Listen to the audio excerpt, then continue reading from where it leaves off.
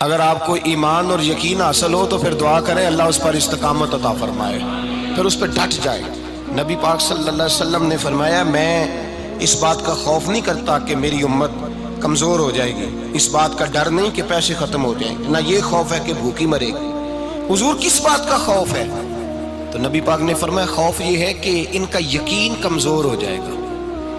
یاد رکھیں اگر اعتبار نہ ہو تو گھر نہیں چلتا، تو اگر اللہ رسول پر یقین کامل نہ ہو تو پھر بندہ مسجد نہیں آ سکتا، پھر اس کا دین نہیں چلتا، پھر اس کے لیے مشکل ہے نماز، پھر اس کے لیے مشکل ہے راہ خدا میں خرچ کرنا۔ میرے نبی پاک نے فرمایا یوں نہ کہا کر کہ یا اللہ چاہے تو دے چاہے تو نہ دے، جب مالک سے مانگ تو کہا کر یا اللہ تجھی سے مانگنا ہے، میں لے کے اٹھوں گا، تو مجھے دے گا۔ فرمایا جتنا تیرا یقین کامل ہوگا اتنا ہی اللہ تجھے جھولی بھر کے عطا فرمائے گا۔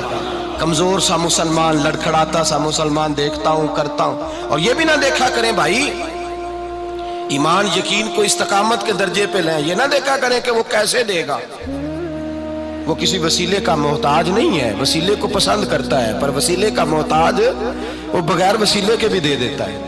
ہر آدمی ماں باپ کے ذریعے پیدا ہوتا ہے، اگر پیدا کرنا چاہے تو جناب عیسیٰ کو بغیر باپ کے پیدا کر دیتا ہے، اگر پیدا کرنا چاہے تو حضرت آدم کو بغیر ماں اور باپ کے پیدا کر دیتا ہے۔ جب یقین رکھیں، یقین قرآن مجید پڑھیے، حضرت موسیٰ علیہ السلام فرعون کے دربار میں کھڑے ہیں، چاروں جانب دشمن ہی دشمن ہے، جادوگر آ گئے، انہوں نے سانپ چھوڑے، حضرت موسیٰ کے ہاتھ میں ڈنڈا تھا۔ حضرت موسیٰ کہتے ہیں یا اللہ کیا کروں؟ تو اللہ تعالیٰ نے فرمایا اپنا عصا پھینک دو۔ کہنا چاہیے تھا نا کہ یا اللہ ایک ہی تو شے ہے، اتنے سانپ ہے، بچانے کے لیے ڈنڈا ہے وہ پھینک دوں؟ ڈنڈا پھینکا جاتا ہے، سانپ کو دیکھ کر کے قابو کیا جاتا ہے۔ یہ میرا اور آپ کا ذوق ہے نا، لیکن انبیاء کرام کا انداز ملاحظہ کیجئے میرے عزیزو۔ اللہ فرماتے ہیں ڈنڈا اے موسیٰ ڈال دے اپنا عصا، پہلے نہیں فرمایا کہ سانپ بن جائے گا، فرمایا بس تو ڈال دے۔ میں اور آپ ہوتے ہیں تو سانپ سامنے ہے، ڈنڈا ہاتھ میں ہے، ہم کہیں گے عجیب بات ہے، یہی تو دفاع کی چیز ہے، اسی کو ڈال دوں تو بچوں گا کیسے؟ کہا ڈال دو، تو حضرت موسیٰ نے ڈال دیا، کہا میرے رب کا حکم ہے تو میرے لیے بہتر ہی ہوگا۔ اللہ فرماتے ہیں جب موسیٰ نے ڈالا تو میں نے اس ڈنڈے کو، اس عصا کو اژدہا بنا دیا۔ اب کبھی عصا بھی اژدہا بنے، کبھی چھڑی بھی بہت بڑا اژدہا بنی ہے، لیکن قرآن کہتا ہے جناب موسیٰ نے ڈالا تو اللہ نے اژدہا، بلکہ اس سے پیچھے چلیے، عورتیں کمزور یقین کی ہوتی ہیں نا۔ جناب موسیٰ پیدا ہوئے تو اللہ فرماتے ہیں میں نے موسیٰ کی ماں کے دل میں بات ڈالی، ماں کے دل میں صندوق میں ڈال کے تو اس کو دریا میں بہا دے۔ اور بھائی صندوق میں کہہ سکتے ہیں نا آکسیجن کیسے جائے گی، اور دریا میں بچے بچنے کے لیے ڈالے جاتے ہیں کہ ڈوبنے کے لیے ڈالے جاتے ہیں؟ ماں کے دل میں یقین کمزور نہیں تھا ماں کا۔ انبیاء کے ماں باپ موحد ہوتے ہیں، دین کو ماننے والے، ماں کے دل میں اللہ نے بات، اللہ قرآن میں کہتے ہیں میں نے وحی کی، میں نے القاء کیا، میں نے بات ڈالی۔ حضرت موسیٰ کی ماں کہتی ہے میں نے ڈال کے نا سمندر میں بیٹا، میں نے سمندر میں بیٹا ڈال کے صندوق میں بند کر کے رب کے حوالے کیا۔ آپ فرماتے ہیں میرے مالک کا بھروسہ کیا تو پھر میرے مالک کا کام دیکھو، کمال دیکھو، میں نے دریا میں ڈالا، اللہ نے فرعون کے گھر میں میرے بیٹے کی پرورش کرا دی۔ یہ یقین کہ حضرت موسیٰ کے پاس قوم آئی، قرآن پڑھیے، کہا جناب پانی چاہیے، وَإِذِ اسْتَسْقَىٰ مُوسَىٰ لِقَوْمِهِ، موسیٰ نے اپنی قوم کے لیے پانی مانگا، ہم نے کہا فَانْفَجَرَتْ مِنْهُ اثْنَتَا عَشَرَةَ عَيْنًا، اپنا ڈنڈا پتھر پہ مارو۔ عقل والا آدمی ہوتا تو اڑ جاتا، کہتا یا اللہ پتھروں سے بھی کبھی پانی نکلا ہے؟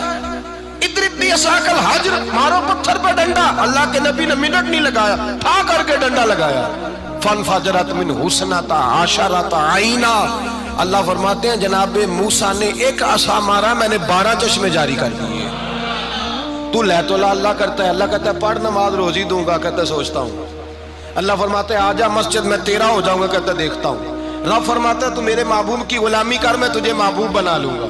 تو کہتا ہے تھوڑا بڑا ہو کے داڑھی رکھنی ہے، ابھی سیانا ہو کے میں ذرا سرٹیفکیٹ لے لوں اسرائیل سے کہ کتنے سالوں کے بعد آئیں گے، پھر شروع کروں گا۔ پروگرام بنا رہا ہے، ابھی تو ارادے میں ہے۔ اللہ کے پیغمبر کا ڈنڈا، اور اس سے زیادہ آگے بات ہو گئی، پیچھے فوج لگی ہوئی ہے فرعون کی، مجمع ہے، ہزاروں لاکھوں کا لشکر لے کے، تلواریں نیزے، فرعون پیچھے، آگے دریا آ گیا۔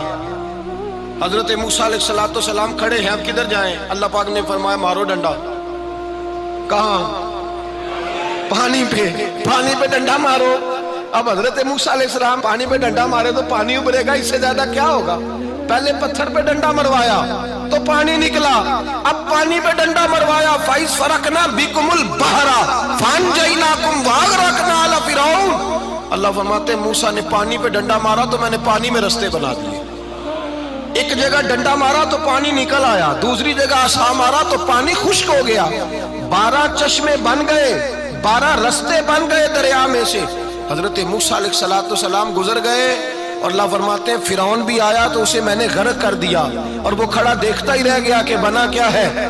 جب یقین کامل نصیب ہوتا ہے، اعتماد کی دولت اللہ دیتا ہے، جب انسان کو یہ انشراح صدر ہو جاتا ہے کہ میری نجات خدا کے حکم میں ہے اور رسول اللہ کے قدموں میں ہے، جب اسے یہ انشراح حاصل ہوتا ہے تو پھر نماز کا لطف آتا ہے۔ غور کیجئے کیا جملہ کہہ دیا میں نے۔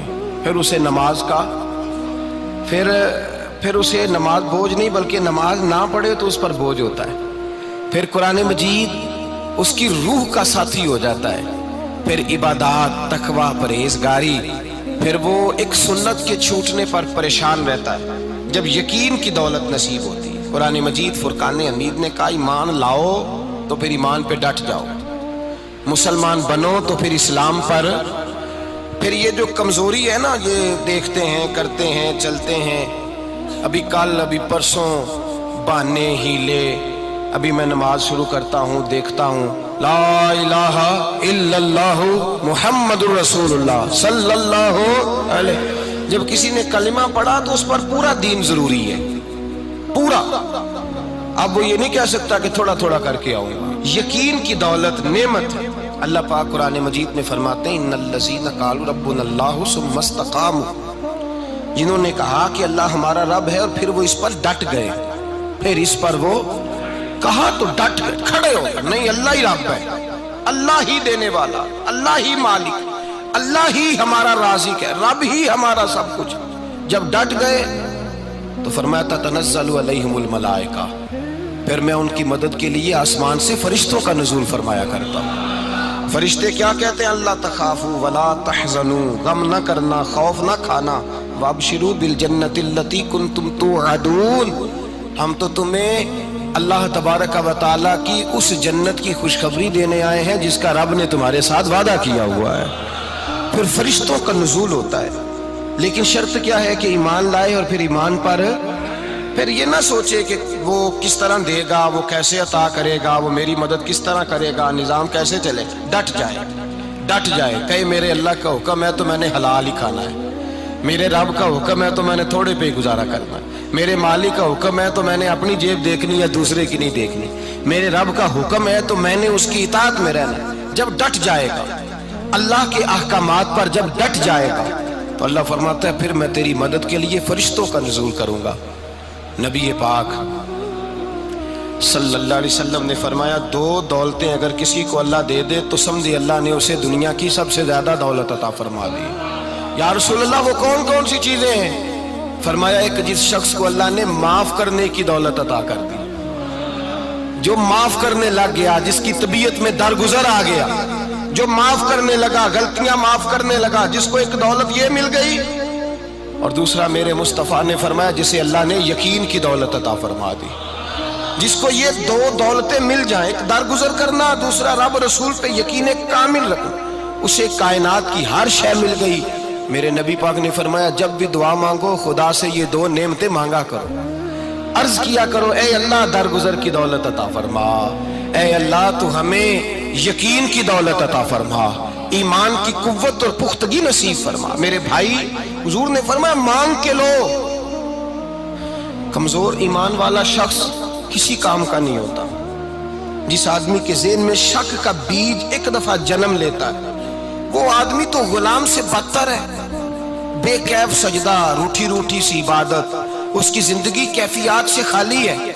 جس شخص کو پتہ چل جائے نا لوگ میرے مخالف ہیں، اس کا تو سجن رہتا ہی کوئی